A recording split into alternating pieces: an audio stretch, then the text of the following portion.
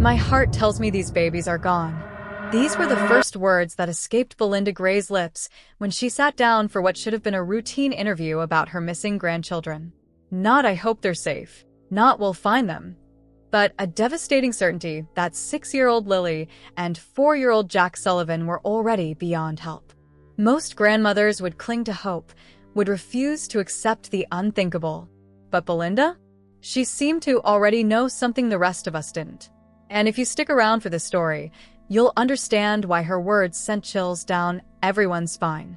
Make sure to subscribe because cases like this one don't come around often, and you won't want to miss what we uncover next. The children had vanished from their home in Nova Scotia, Canada. 2 innocent faces that should have been playing in their backyard, laughing, being kids. Instead, they became the center of a mystery that would tear a family apart and reveal secrets no one saw coming. Belinda Gray sits across from the CBC interviewer, her weathered hands folded in her lap. She's the paternal grandmother, connected to these children through her son Cody Sullivan, their biological father. But as she begins to speak, something feels wrong. Her composure is too steady, her answers too prepared. "I am the grandmother of Lilly and Jack," she states with mechanical precision. "I am the grandmother on the biological father's side. My son is Cody Sullivan." Then, without anyone asking, without any accusation being made, she launches into a defense that makes your skin crawl. He's not in jail. He's never been out west. He does not have a criminal record. Why? Why defend him when no one had even questioned his involvement? It's what criminal psychologists call guilty knowledge, information that spills out when someone knows more than they're letting on. The interviewer asks a simple question. "How did you find out that Lily and Jack were missing?" Belinda's answer should be straightforward, but instead, it becomes a tangled web of corrections and contradictions. "The mom of my grandson called me. We were in town. She asked if I heard the news. She sent me the article that was on Facebook showing the kids missing. I couldn't call my lady yet, so I waited till we got home, and I called. Well, I didn't call her, I texted her." Call or text. It seems minor, but in cases like this, every inconsistency matters. When someone is truly in shock, truly panicked, these details don't usually get confused. They burn into your memory like a brand.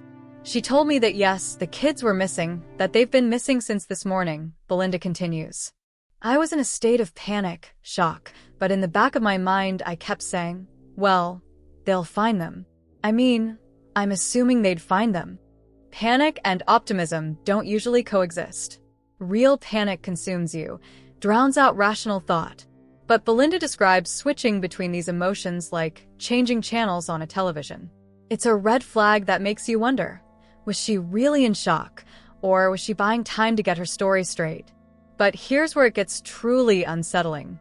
This conversation, this phone call about missing children, happened on what should have been the most terrifying day of any grandmother's life. Yet Belinda's response was oddly practical. "I told her, well, we'll head out first thing in the morning and help with the search." First thing in the morning? Not "we're coming right now." Not "we'll be there in an hour." Tomorrow morning. As if missing children were an appointment to be scheduled rather than an emergency demanding immediate action. As the interview progresses, you start to notice something chilling about Belinda's demeanor.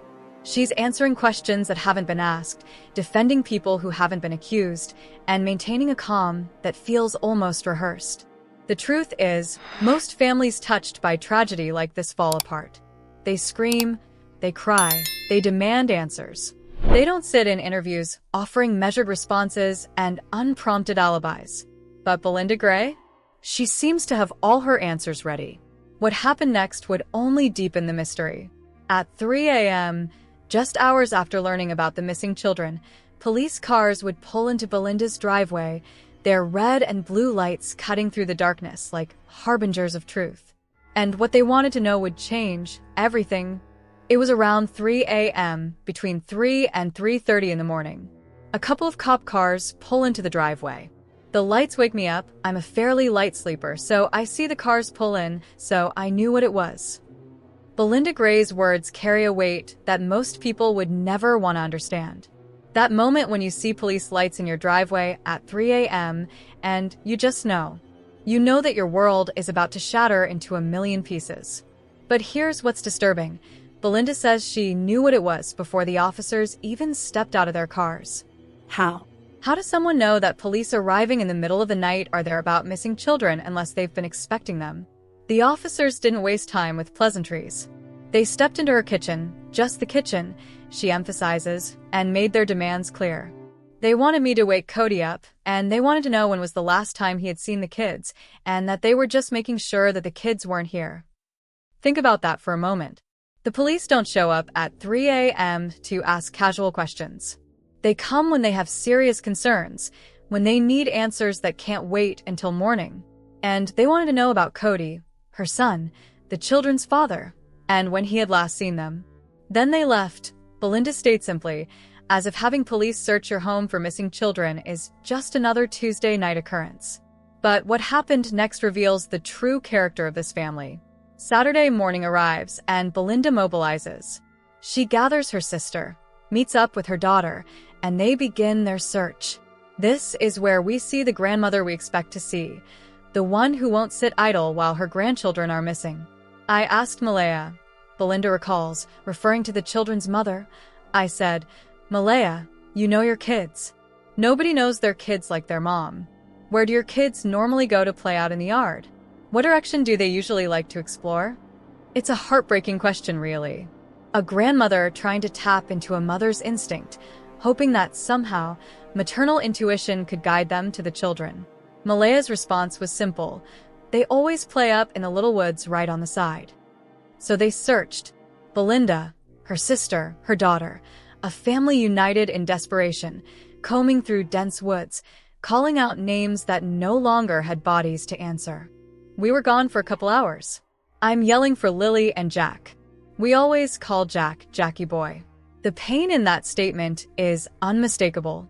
The pet name, the familiarity, the love, all of it now echoing through empty trees. But as they searched, reality began to sink in. These weren't just any woods. Those woods, Belinda explains, I started to feel that I can't see them being in the woods. There's trees everywhere. You literally have to climb over trees, climb under bushes. It is really, really thick. This is where Belinda's maternal instincts kicked in. She understood something that perhaps the official searchers didn't. Children don't just wander into impenetrable wilderness. They don't choose to climb over fallen trees and crawl under thick brush for hours. They go where it's easy, where it's familiar, where it's fun. The woods told their own story, a story of impossibility. Two small children, a 6-year-old and a 4-year-old, simply wouldn't choose to disappear into such challenging terrain. Not willingly. Not on their own. After hours of searching, exhausted and heartbroken, Belinda made her way back to check on Malaya. As a grandmother, as someone who had watched this young woman raise her children, she expected to find her in pieces. She expected tears, panic, the kind of raw grief that comes when your babies are missing. What she found instead would shake her to her core and change everything she thought she knew about the woman she had once called the perfect mother. If you're getting invested in this story, hit that subscribe button now because what we're about to reveal about Malaya will leave you questioning everything you thought you knew about this case. When Belinda Gray returned from searching those impossible woods, she expected to find Missing Sullivan destroyed by grief.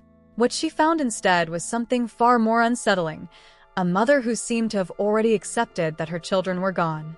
I wanted to see Malaya again, Belinda recalls. I assumed she was in shock. She was very, very non-emotional. Very just flat, monotone. Imagine that scene. A grandmother, exhausted from hours of crawling through dense brush, calling out names that echoed back empty. Her clothes torn, her hands scratched, her heart breaking with every unanswered call. And then she finds the children's mother sitting there, flat, emotionless, as if discussing the weather. But Belinda, ever the compassionate grandmother, tried to rationalize it. Malaya's very soft-spoken anyway. She's not usually excitable. I thought that made her a really great mom. She was an excellent mom. She never raised her voice at the kids. It was always, "Now Lily, what did mommy say?" And I used to think, now if anybody's meant to be a mom, it was her. This is the Malaya that Belinda remembered, Gentle, patient, loving. The kind of mother who whispered instead of yelled, who guided instead of punished. The woman who seemed born to nurture children. But then the interviewer asks a question that cuts to the heart of everything. A part of you still feels that. Why only a part of you still feels that? What do you mean? The pause that follows is deafening. You can almost hear Belinda's heart breaking as she processes the question, as she's forced to confront the painful truth she's been avoiding. After seeing the place, she finally says, her voice heavy with disappointment and confusion. Seeing the condition of the home, it was like the total opposite of what I knew of Malaya. The total opposite. Not just different, not just messy from the chaos of a search, the complete reverse of everything she had believed about this woman who had been caring for her grandchildren. She was always clean, Belinda continues, and you can hear the pain in her voice. Very clean about herself, about the kids, about her home. This home looked more like a camp. Now I don't know if it's from all the people that were there, because I didn't show up till the day after, but it was very unkempt. I was pretty surprised. A camp. That's the word she uses. Not messy, not disorganized, a camp. As if people had been living there temporarily, without care, without the kind of attention a home with children deserves. Picture this moment. A grandmother who had held this woman up as the perfect mother, who had watched her gently parent her grandchildren, who had believed that Lilly and Jack were in the best possible hands. And now, in the midst of their disappearance, she's seeing evidence that everything she believed might have been wrong. This wasn't just about a messy house. This was about a fundamental shift in how Belinda viewed the person who had been responsible for her grandchildren's daily care. The woman she had trusted, respected, even admired, was suddenly a stranger. But the real heartbreak in Belinda's story isn't just about the condition of the home. It's about the slow realization that she had been watching from the outside, seeing only what Malaya wanted her to see. The perfect mother facade had been exactly that, a facade. And if Malaya had been hiding something as basic as the condition of her home, what else had she been hiding? What other truths had been carefully concealed behind that soft-spoken, gentle demeanor that Belinda had so admired? The thought that must have been tearing at Belinda's heart. If I was wrong about this, what else was I wrong about? And more terrifyingly, were Lilly and Jack safe in the months and years before they disappeared? These questions would become even more painful when Belinda revealed the true timeline of their family relationships, a timeline that would expose nearly 2 years of silence and separation and make everyone wonder what had really been happening in that house during the time when no one was watching. Stay with us, because what we're about to reveal about the family's fractured relationships will make you question everything you thought you knew about this case. And if this story is keeping you on the edge of your seat, smash that subscribe button. We're just getting to the most shocking parts. How long were your son and Malaya together? 3.5 years, I think it was, yeah.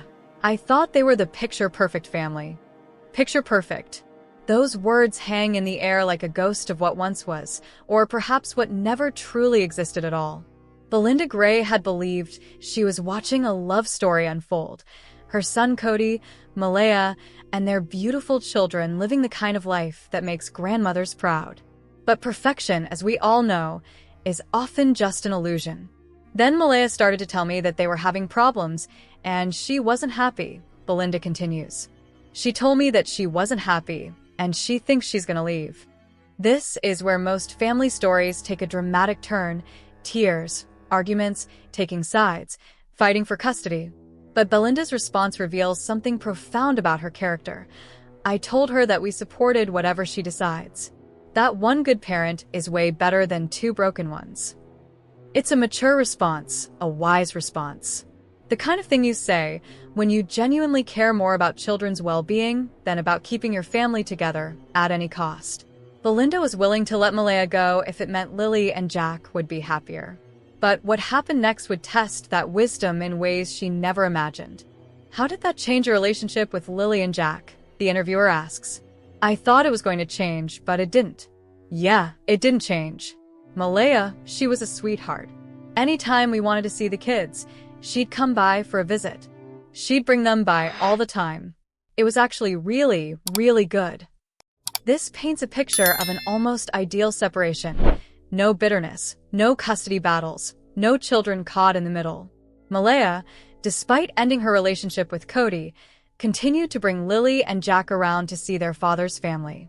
She maintained those bonds, honored those relationships. Or so it seemed, because then comes the question that changes everything. When was the last time you saw the children? The answer stops your heart. 1.5 years. Almost. Really, it's about 1 year and 9 months. 1 year and 9 months. Nearly 2 years of silence. Nearly 2 years without seeing the grandchildren she clearly loved. Nearly 2 years of wondering, worrying, and being cut off from 2 little lives that had been part of her world. What happened?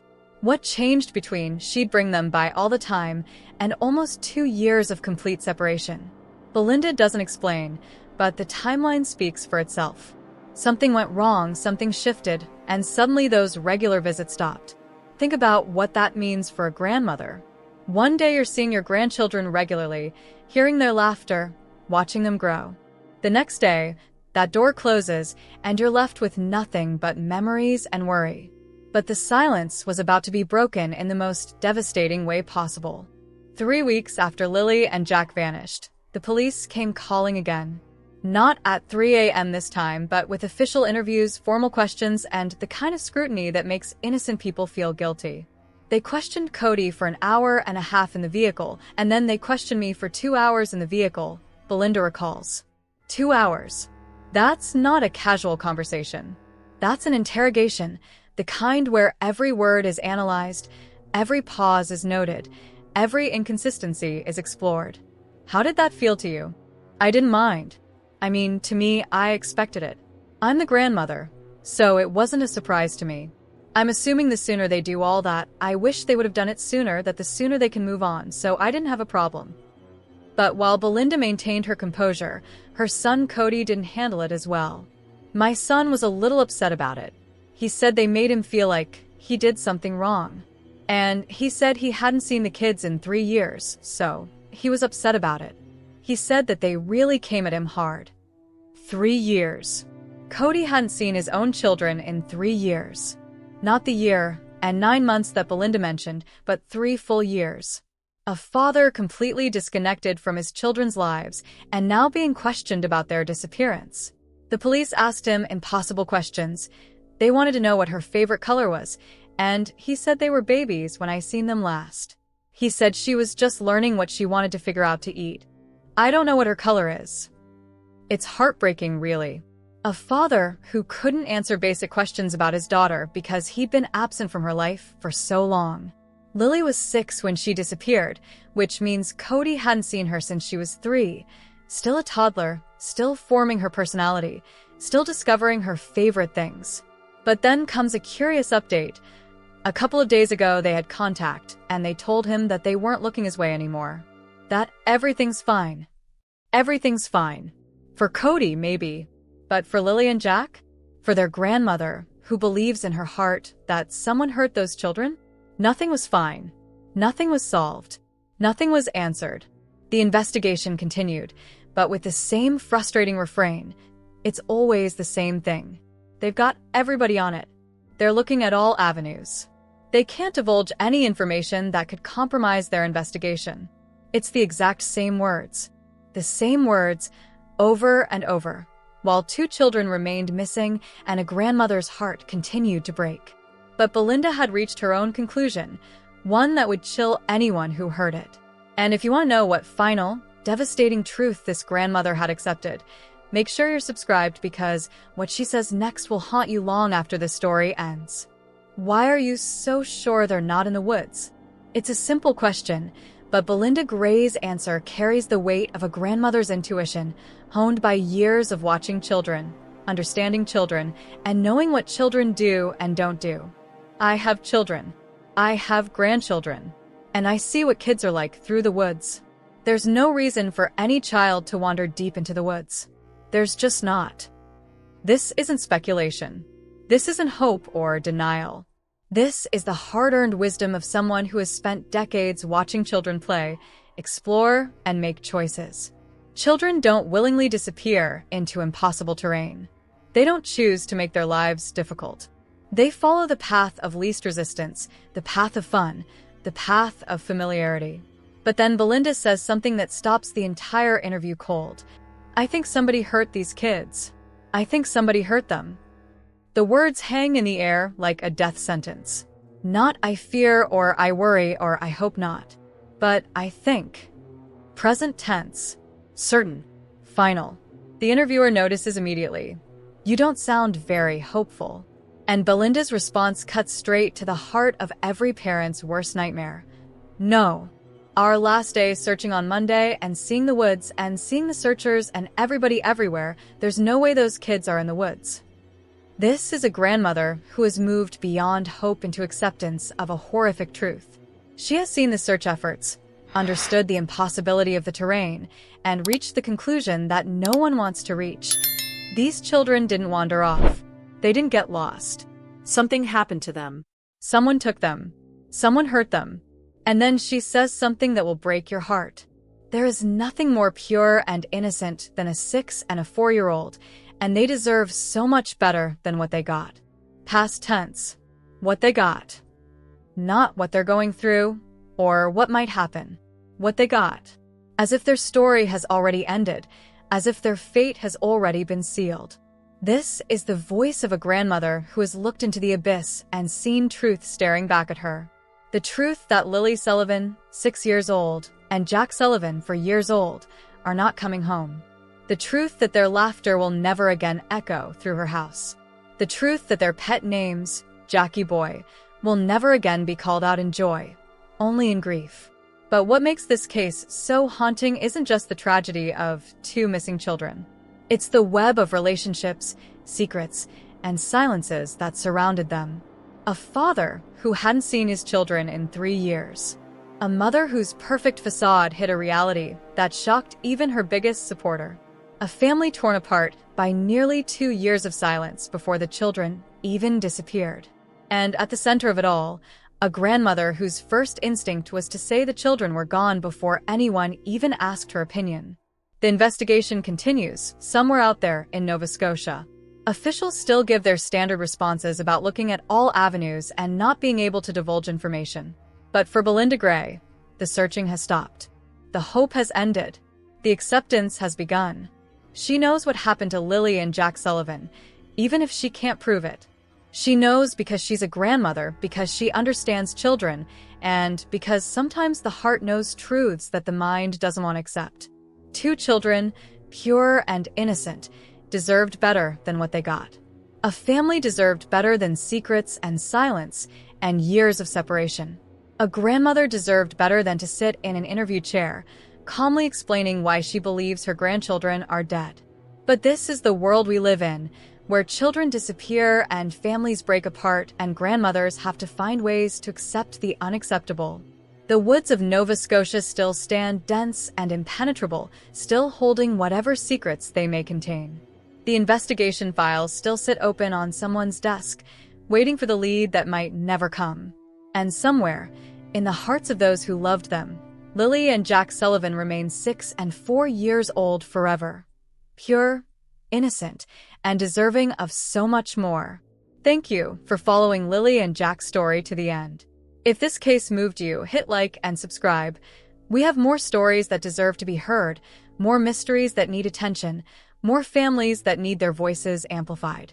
Share your thoughts, your feelings, and your theories in the comments below. And remember, behind every true crime story are real people, real families, and real heartbreak that deserves our respect and our attention. What do you think really happened to Lily and Jack Sullivan? Let us know in the comments.